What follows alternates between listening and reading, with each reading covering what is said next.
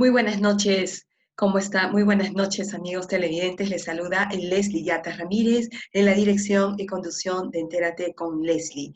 Hoy vamos a tratar un tema muy polémico. El Ministerio de Cultura ha recibido una financiación para promover la difusión de un documental basada en la historia y vida de Hugo Blanco, un guerrillero campesino peruano que fue deportado en 2 gobiernos en el Perú, pero también fue electo diputado de los 80, de 1980 a 1985 y senador de la República hasta antes del golpe de Estado por parte de Fujimori.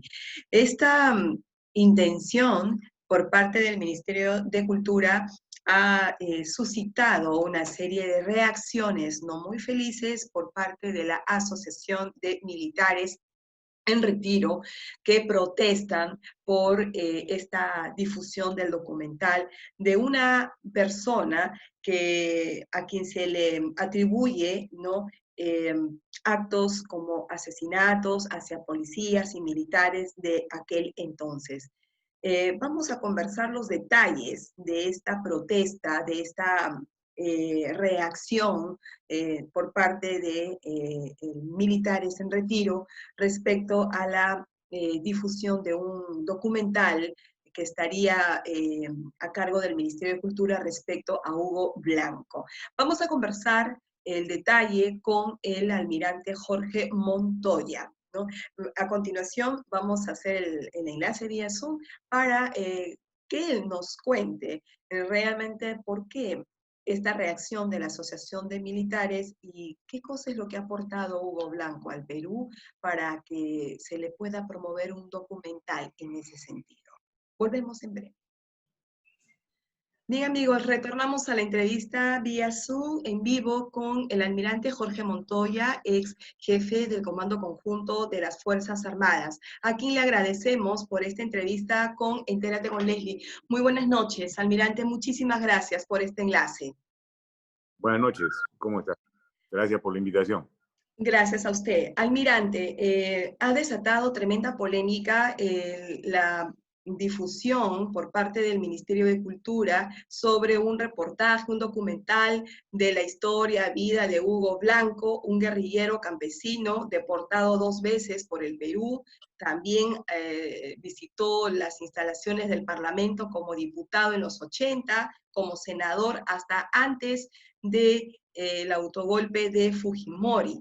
Dígame, en primer lugar, ¿por qué esta reacción adversa de parte, o sea, esta protesta, este malestar que ha generado en la Asociación de Militares en Retiro respecto a esta intención del Ministerio de Cultura? ¿Qué cosa es lo que aportó Hugo Blanco al Perú para que le hagan una difusión, un reportaje, un documental de esa naturaleza? Bueno, el gobierno, el Estado no está para levantar la figura de un asesino. ¿No? Tenemos muchos héroes y muchas personas que merecen ser reconocidas y no son ni siquiera vistas de casualidad por el Estado. Eso es lo que nos indigna. Cómo el Ministerio de Cultura, con el dinero de todos los peruanos, levanta la figura de una persona que fue un asesino. Mató a un policía, torturó a otro policía, estuvo en la guerrilla del 62, 63, generando violencia en el país, independiente del tipo de reclamo que hiciera. Generó violencia. Fue lo que existió previo a Sendero Luminoso. Digamos, como preparar el camino a Sendero Luminoso. Entonces, esas cosas son inaceptables en una democracia. No se puede pensar de que se van a resaltar valores que la democracia no los acepta. O sea, en un sistema democrático se respeta la vida, se respeta el libre pensar de la gente. Existen canales para hacer los reclamos, vehículos administrativos y democráticos que nos permiten llegar a cualquiera de los estamentos del Estado. No tenemos por qué emplear la violencia, y él empleó el asesinato para cumplir sus objetivos, independiente que después haya entrado en el Congreso. Sí, tiene una historia bastante controvertida y bueno, la segunda pregunta que le quiero formular es, ¿cuál es la intención, según su criterio, según su opinión, del Ministerio de Cultura? ¿Por qué cree usted que el Ministerio de Cultura estaría difundiendo este tipo de documentales? ¿Cuál sería la intención? ¿Qué es lo que quiere dar a demostrar, ¿no?, al Perú con estos documentales de este corte? Sí, yo la verdad no lo entiendo, salvo que su ideología sea totalmente opuesta a la democrática y sean grupos de extrema izquierda que están manejando estos asuntos. A vista y paciencia de los ministros que están pintados, si es que no asumen su responsabilidad política, porque el ministro ha debido prever esto y no permitirlo, y no decir que lo hizo un grupo y una organización porque ahora se lavan las manos de esa manera, ¿no? Que esas cosas las hizo el sistema administrativo de sus ministerios, que ellos no conocían nada. No es así, el ministro es el responsable de todo esto. Y el presidente, por supuesto. Entonces, estas cosas no se deben aceptar. Deben tener algún objetivo oscuro político que les está haciendo resaltar este tipo de cosas. Muy parecido al gobierno de Maduro en Venezuela, ¿no? Hay que tener cuidado con estas cosas porque son alertas que se van presentando en el camino. Y esto no es algo de ahora, esto es algo que ya tiene un año de historia. Lo hemos visto tarde, porque normalmente uno no está viendo las cosas que hace el Ministerio de Cultura ni está atrás de la gente. ¿Qué Cuando le aparece aportó la Hugo Blanco al Perú, almirante? ¿Qué le aportó Hugo Blanco al Perú para merecer un documental como parte de la memoria, la historia del Perú? nada, violencia solamente. Y el ejemplo de cómo ser un asesino y terminar siendo impune. O sea, estamos dando un mal mensaje a la población, a los jóvenes sobre todo. Esta es una persona que estuvo al margen de la ley y eso debe quedar claro. Y para todos los votantes que les sirva de lección. Hay que aprender a conocer quiénes son los candidatos para no dar su voto por alguien que no merece. ¿Qué ha pasado? Eso pasó con este señor. Entonces, que nos sirva de experiencia. Vienen las elecciones, analicemos la vida de cada uno de los que se encuentra candidatando al Congreso, para poder estar seguros que vamos a votar por alguien que tenga los principios que la democracia reclama. Almirante, si nosotros realmente queremos hacer historia en el país, queremos transmitir a nuestros niños, jóvenes, a nuestras futuras generaciones lo que como país no hemos vivido, ¿no? Yo creo que hay que conocer todos los ángulos y todas las perspectivas y presentar la historia como lo que es, ¿no? ¿Habría de pronto alguien que podría preguntar y ver la otra cara de la moneda? Usted ha dicho de que no se le puede tributar a una persona que es asesina, a una persona que mató militares, policías, ¿no? Que sembró la revolución en el país y que fue 2 veces deportado en el Perú. Y que esto no se entiende el objetivo por el cual el Ministerio de Cultura pueda difundir este documental. Y por otro lado, yo le pregunto, y está bien, usted ha dicho de que la democracia es para respetar la vida y hay canales de reclamación, eso es muy cierto. Y la otra cara de la moneda, alguien le podría decir, y los asesinatos, que cometieron las Fuerzas Armadas y la Policía Nacional en el gobierno de Fujimori, ¿cómo lo ve usted esa perspectiva?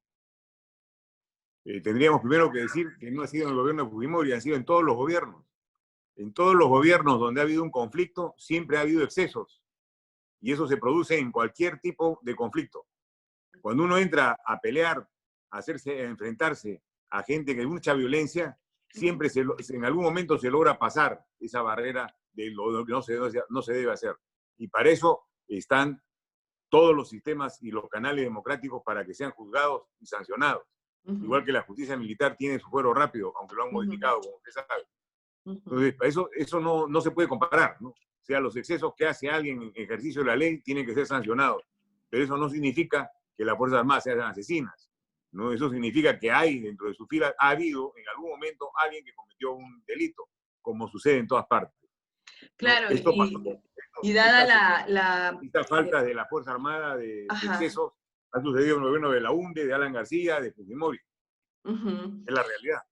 así es, pero evidentemente tenemos más registrada el tema del gobierno de Fujimori porque dada la casualidad que esos excesos reportaron una conducta de violaciones graves a los derechos humanos, en paralelo que lo hizo también Abimael Guzmán, de acuerdo al informe de la Comisión de la Verdad. No quiero entrar en una polémica, ni estoy de ninguna manera categorizando ni calificando que las Fuerzas Armadas sean corruptas, asesinas, sanguinarias, de ningún modo.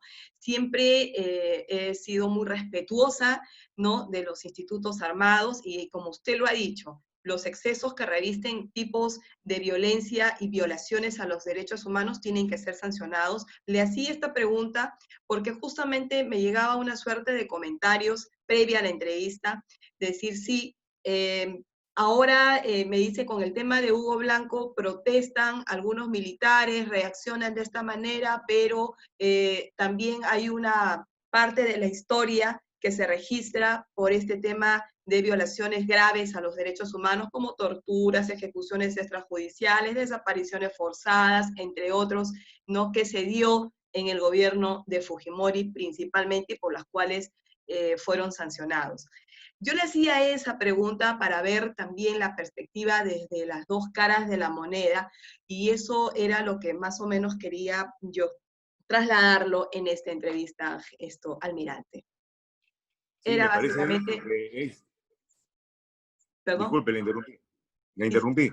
No, no, era justamente para transmitirle porque si bien es cierto, si ya hay este tipo de comentarios, alguien puede tratar las dos caras de la moneda, ¿no? Entonces, usted tiene razón, o sea, estos excesos, estos delitos se sancionan, se juzgan, y no por ello todas las Fuerzas Armadas tengan que ser sanguinarias, violadoras de derechos humanos, etcétera, etcétera, ¿no? Pero sí, lo que realmente no se logra entender es que ¿por qué perdemos el tiempo realmente en nuestro país haciendo documentales, tributando a personas, cuando hay otros aspectos más importantes en los que nos debemos enfocar?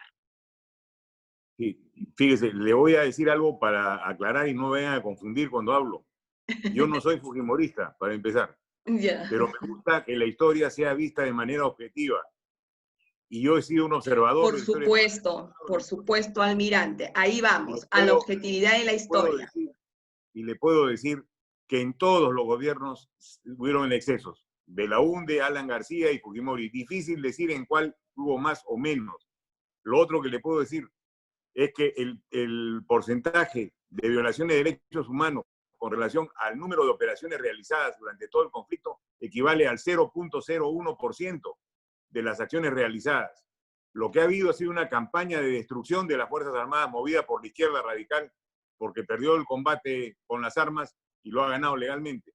Y esa campaña de la izquierda radical infiltrada en la Comisión de la Verdad, y en cuanto foro hubiera existido y los militares nos quedamos callados y somos responsables por habernos quedado callados y no hablar en su momento, de aclarar las cosas en el momento del juicio de Fujimori, por ejemplo.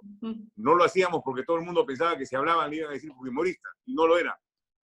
Entonces, ese juicio fue una burla para mí personalmente, y se lo he dicho al que lo ha estado en el juicio directamente. Ha sido una burla porque se basaban en historias del último nivel jerárquico de la institución para decir que sí habían dado la orden, no tenían ni conocimiento de quién había dado la orden, ni cómo se había dado la orden. O sea, ahí se cometieron abusos que realmente la historia en algún momento los tendrá que analizar, sobre todo los abogados, que son los que conocen todos los temas legales. Sí. Solamente para aclarar ese punto. Sí es necesario la discusión de esta manera, porque si no solamente se vería un lado de la moneda, es correcto. Sí. Pero lo que tenemos que entender es que no se pueden comparar las dos acciones. Una es la acción de un delincuente, asesino, torturador, para intereses personales, no para intereses del Estado. Y los otros son excesos cometidos en un marco mucho mayor, donde no ha sido un asunto de Estado. El Estado jamás ha ordenado ejecuciones, jamás, y eso se lo puedo garantizar. Nunca se ha recibido una orden del gobierno para cometer este acto de violación de derechos humanos, jamás, ni en esta época, ni en la anterior, ni en la anterior. O sea, los actos que han habido han sido por motivos individuales de gente que ha roto la barrera. Pero es otra cosa.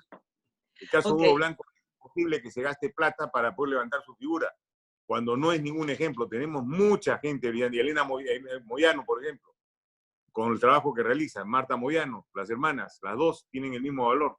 Una está muerta y la otra está viva, pero hicieron mucho por el reclamo y el reclamo social de manera elegante, de manera decente, ¿no? Con mucho valor. Y eso no se resalta. Deberían hacerle más de un documental. Deberían hacer una película, pero hacen esto, agarran un asesino, la izquierda se mete, a la izquierda radical me refiero, ¿no? Se mete en este tema y lo pone en el tapete. ¿Cuál es la finalidad? Sensibilizar a la población de que esto es normal, de que pueden darse estos casos, ¿no? Y si analizamos otras acciones del gobierno, la traída de los médicos cubanos, ¿para qué han traído médicos cubanos? Tenemos doctores acá que acaba el colegio médico autorizarlos para que puedan ejercer sin empleo. Acá les pagamos $2.000 mensuales, le damos seguro de vida, seguro médico, los alimentamos mientras estén en el Perú, los transportamos localmente y se les lleva y se les trae de su país.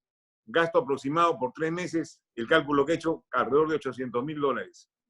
¿Para qué? Para que vengan a trabajar en las zonas más duras, dijeron. No están en las más duras, están en las zonas de conflictos mineros. O sea, acá hay una doble intención. Los cubanos no son honestos cuando trabajan en estas cosas. Vienen con una parte legal de médicos y la otra parte que soporta el tema de agentes para otros fines, para levantar y preparar agitadores y terminar como terminó Chile el año pasado en noviembre. Toda esa agitación fue producto de adoctrinamiento dado por gente experta en este tema. Sí, yo rescato de esta conversación que estamos sosteniendo con usted, almirante, volviendo al punto de origen, que cuando la historia se mira de un solo lado, de una forma sesgada, deja de ser historia. Yo no soy experta, yo no soy historiadora, yo soy abogada, y le voy a pedir que me corrija en todo caso si es que estoy equivocada en estos aspectos, pero en realidad si se presenta la historia de una situación, de un hecho que ocurrió en el Perú, de personas, ¿no? Situaciones, contextos, etcétera, si realmente la historia no se enriquece con todas las caras de las monedas que podemos poner, y porque para eso hay que hacer una investigación, para eso hay que explorar, ¿no es cierto? Hay que caminar mucho para poder proyectar una historia que se quiere transmitir a nuestras generaciones y que esto ocurrió, esto ocurre en el país, estas son las lecciones que nos dejan, ¿no? Y que también es un tema de aprendizaje porque hay errores que no debemos volver a cometer, ¿no? Pero cuando se mira de una manera, digamos, por un solo lado, una sola perspectiva, y hay un sesgo político o de cualquier otra índole, ya deja de ser realmente una historia que pueda interesar, y hay que tener mucho cuidado con el legado que se le pueda dejar a nuestras generaciones, ¿no? Entonces, yo voy a ese punto, a la objetividad con que se deben presentar este tipo de documentales. Si queremos hacer memoria, ¿no? En el país, pues tenemos muchas cosas para hacer memoria en el país, pero no desde mi punto de vista personal, no de una manera sesgada, ¿no? El sesgo en las cosas, sea en esto y en cualquier otro aspecto de la vida, realmente nos deja consecuencias no muy felices. Almirante, quiero aprovechar brevemente esta entrevista para pedirle una opinión general respecto a cómo usted evalúa desde su perspectiva la cuarentena y que estamos viviendo en estos momentos por el tema del COVID-19, que ya realmente se ha utilizado los términos como que esta cuarentena ya ha sido levantada de facto, ¿no? Porque se supone que el 30 de junio esto podría llegar a su final y establecer otro tipo de medidas de pronto focalizadas. ¿Cuál es su opinión, almirante? ¿Cómo usted observa lo que estamos viviendo en el tema de COVID-19? Sí. Y le voy a responder la pregunta, pero me permite comentar algo de la historia. Por Yo supuesto, estoy de acuerdo almirante. con usted en lo que ha dicho, totalmente de acuerdo con usted. Que la Muchísimas historia gracias. tiene que verse de los dos lados, pero de una plataforma, del que analiza la historia. El que analiza la historia es el ganador, el triunfador hace la historia. En todas partes del mundo ha sido así. Okay. Y ese triunfador tiene un modelo.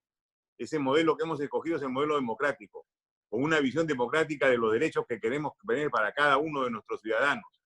Y desde esa plataforma analizamos la historia y no bajamos al otro lado para ver cómo la veía el otro, no, sino qué acciones cometió el otro. Dentro de mi marco legal, dentro de mi marco moral, dentro de mi marco de principios y valores. Dentro de ese marco yo analizo la historia y eso es lo que por eso le comento y le comenté lo de los cubanos y lo otro, porque es importante, no se puede analizar un punto, hay que ver toda la gama de acciones. Así es. Vamos a la pregunta del COVID-19. La cuarentena dejó, mejor dicho, nunca ha habido cuarentena acá, si vamos a hablar las cosas reales. A ver. ¿Por qué?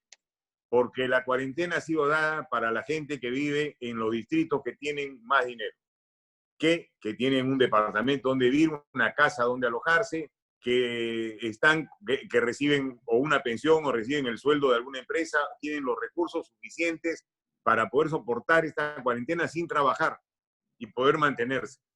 Para ese grupo de personas la cuarentena ha sido válida, la han cumplido muy bien. Pero para el 70% de la población de Lima, hablo de Lima, no me refiero a todo el Perú, porque el Perú es muy complejo y hay muchas variaciones en cada sitio.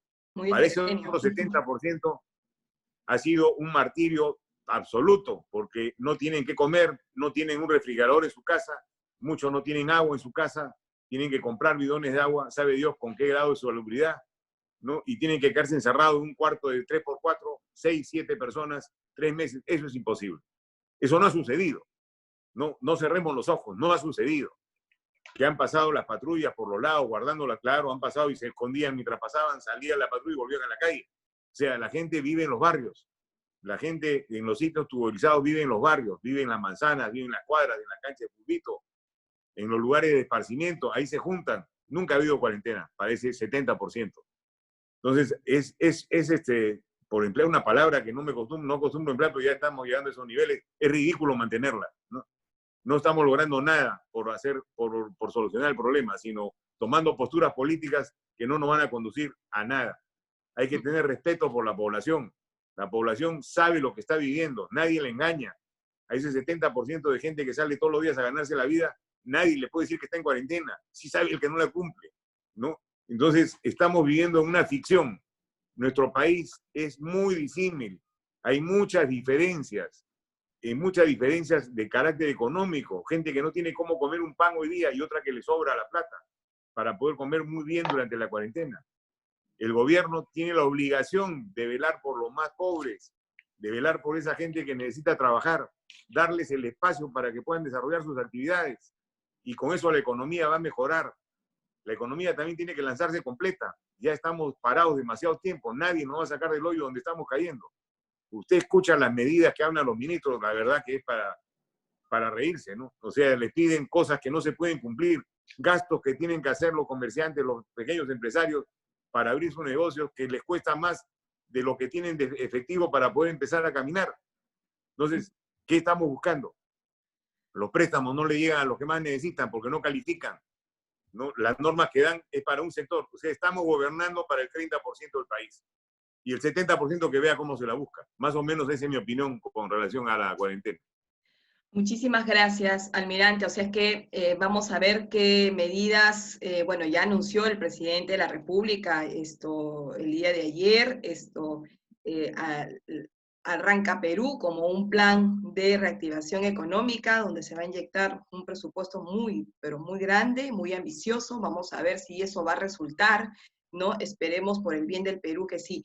Pero en realidad yo lo quiero comprometer públicamente porque Entérate con Leslie hacia la próxima semana va a estar realizando un programa especial dedicado justamente a una nueva visión de Estado, una nueva visión de gobierno y cómo debería ser en adelante la participación de la sociedad de cara a esta pandemia que nosotros hemos vivido. Definitivamente, almirante, nosotros no podemos regresar a lo mismo y ese es el temor personalmente que yo tengo, porque yo, así como usted, nosotros también miramos en las calles, en los vecinos, en la cuadra, ¿no? El comportamiento de la gente. Vamos a regresar a lo mismo, vamos a regresar a esa informalidad que se ha duplicado o triplicado y que nunca pudo ser solucionada desde dos ángulos. Primero, por dejadez de los propios gobiernos y segundo, por también la resistencia de la gente de no querer formalizarse porque no quiere pagar sus impuestos. O sea, hay varias perspectivas que tienen que conjugarse para poder encontrarle una solución que más o menos ya se está dando a algunas luces en este contexto de esta formalización de la informalidad. Pero esto nos tiene que llevar a una reflexión profunda de qué Estado queremos, qué Estado tenemos, a dónde nos vamos a proyectar, cuál es el nivel de gobierno que debemos impulsar y cuál debe ser también el rol de la sociedad.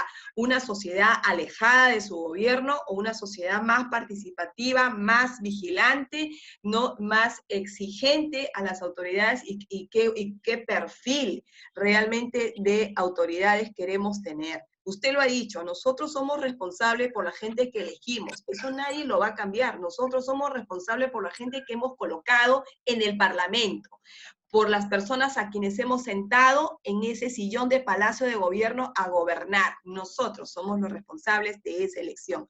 ¿Cómo lo cambiamos? ¿Cómo realmente iniciamos unas líneas bases para podernos proyectar como el país almirante que queremos? Usted es un defensor de la patria. Usted está preparado, ustedes son preparados desde que ingresan a sus escuelas a dar la vida por la patria, amar a su patria. No, parte de ese sentimiento patriótico es lo que nos falta, almirante. Así es, Leslie, concurro con lo que dice. El compromiso patriótico de la población para salir adelante es necesario. Y se necesita que haya un líder que los convoque, que los trate con respeto. Vuelvo a repetir la palabra respeto, porque han sido muy maltratados últimamente. Sobre todo ese 70% que no tiene cómo sobrevivir. Esperemos que esto cambie. Gracias, almirante, y lo comprometo públicamente a participar en este programa que vamos a hacer de manera muy especial por estos temas que vamos a impulsar. Ya no rumbo al Bicentenario, el Bicentenario ya está a la vuelta de la esquina, sinceramente, pero yo creo que tenemos que empezar a diseñar las líneas bases para proyectar lo que queremos de aquí a las próximas generaciones. Muchísimas gracias, almirante, por esta entrevista. Muy buenas noches. Gracias a usted por la entrevista. Gracias.